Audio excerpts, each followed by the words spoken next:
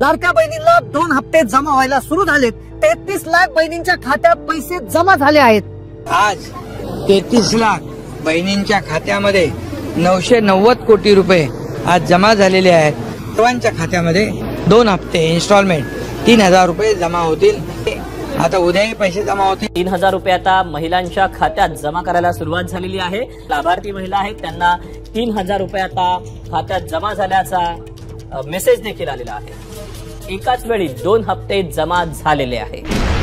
लाडक्या बहिणीला डायरेक्ट 3000 रुपये जमा झाले। सकाळपासून बहिणीला मेसेजेस यायला सुरुवात। सरकारने निर्णय बदलला। फक्त 8वा हप्ता द्यायचा होता, आता 8वा 9वा हप्ता एकत्रित दिला जातोय। परिपत्रक देखील आले, बहिणींना पैसे सुरू झालेत, मेसेजेस आलेत। मला आज 3000 रुपये हप्ता जमा झाला आहे। झाला की तुम्हाला 3000 रुपये क्रेडिट झाले। 3000 रुपये आल्याचा मेसेज त्यांच्या मोबाईल वरती आपल्याला पाहायला मिळतोय। लाडक्या बहिणीला आज 10 जिल्ह्यात आणि फक्त 12 बँकेत वाटप होणार आहे। सगळ्या बँकेत पैसे येणार नाही। पोस्ट खात्याचा देखील प्रॉब्लेम झालाय। एका महिलेचे पैसे दुसऱ्या महिलांच्या खात्यावर जात आहे, तर काही महिलांना पैसे काढता देखील येत नाहीत।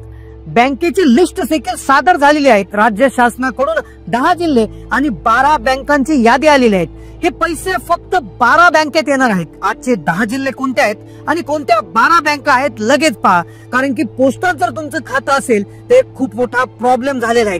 स्वतः आदितीताई यांनी वाटपाचं वेळापत्रक जाहीर केलेलं आहे। साधारणपणे पुढच्या 3-4 दिवसाच्या कालावधीमध्ये ज्या काही लाभार्थी आहेत लाडक्या बहीण योजनेचे, त्यांच्या खात्यामध्ये थेट जो लाभ आहे याचा हप्ता आहे तो देण्याची सुरुवात ही केलेली आहे। 8व्या हप्त्यासाठी कसून कठोर पडताळणी सुरू होती, ती आता थांबवली असून आता सर्व बहिणींना पैसे देण्याचा निर्णय झाला आहे। बहिणींसाठी गोड बातमी आलेली आहेत। आता कोणत्याही बहिणीची कपात होणार नाही, सगळ्या बहिणींना मेसेज येणार, बहिणींचं टेन्शन गायब। लाडकी बहीण बंद होणार वगैरे असं काही नाही, त्यामुळे त्यात कुठेही कपात वगैरे ही महाराष्ट्रात केली जाणार नाही, हा विश्वास मी देतो। लाडक्या बहिणीला आज बँकेचे मेसेजेस येत आहेत। आज 10 जिल्हे आणि 3 विभाग असे आहेत की ज्यामध्ये मराठवाडा, मध्य महाराष्ट्र, कोकण आणि विदर्भ याच्यामध्ये देखील वाटपाची प्रक्रिया आता अंतिम टप्प्यावर आलेली आहे। फेब्रुवारी आणि मार्चचे दोन्ही हप्ते 1500 रुपये प्रमाणित येणार आहेत। 2100 रुपयाच्या वाट पाहणाऱ्या बहिणींना फडणवीस साहेबांनी गुड न्यूज दिलेली आहेत। आता 2100 रुपये देखील आम्ही देणार आहोत। असं आहे की पहिल्यांदा तर ही योजना आम्ही सुरूच ठेवणार आहोत आणि 2100 देखील आम्ही देणार आहोत लाडक्या बहिणींच्या सकाळपासून कमेंट देखील येत आहेत। पहा, आले बाई एकदाचे पैसे। पहा पहिली कमेंट, नाशिक में आ गए पैसे। नाशिक मध्ये देखील पैसे त्या ठिकाणी आलेले आहेत। 8वा हप्ता जमा झाला, थँक्यू ठाणे, हा देखील तुम्ही कमेंट पाहू शकता।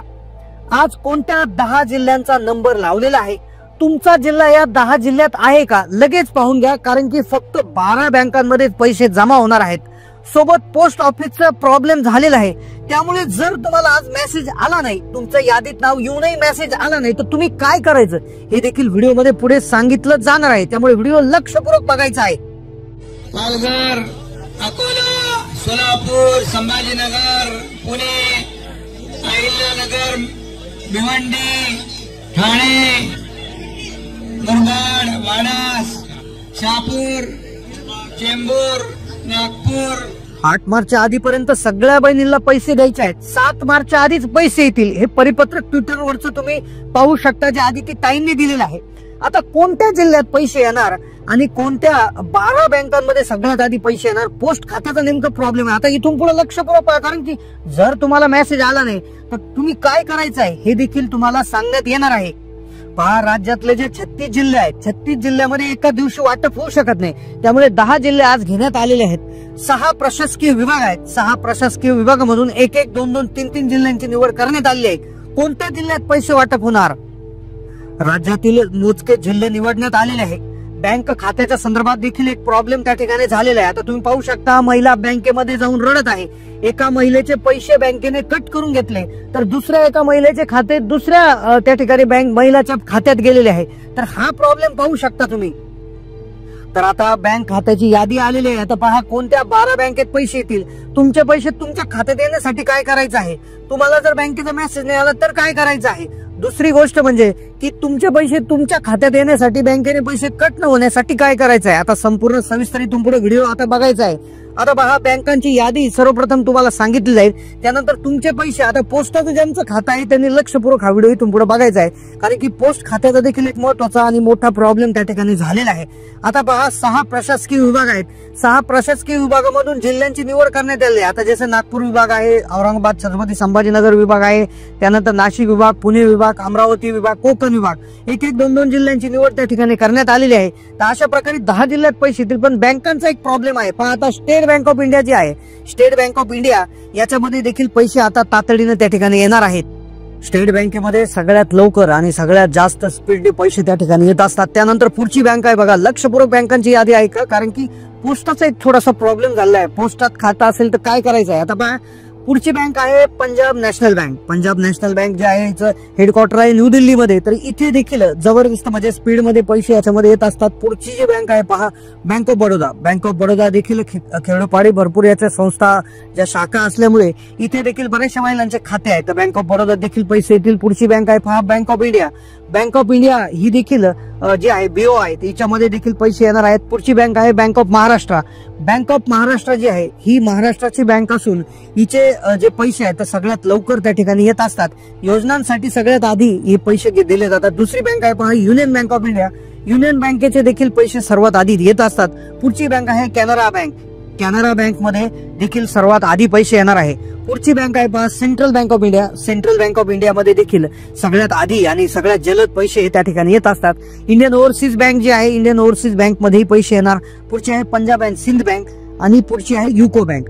आता या सर्व बँका आहेत. तर या बँकांव्यतिरिक्त काही प्रायव्हेट बँका देखील आहेत. या 12 बँका ज्या आहेत त्या नॅशनलाइज बँका आहेत. या बँकामध्ये राज्य सरकारची जी किंवा जे केंद्र शासन आहे तर केंद्र शासनाची भागीदारी सर्वात मोठ्या प्रमाणात आहे.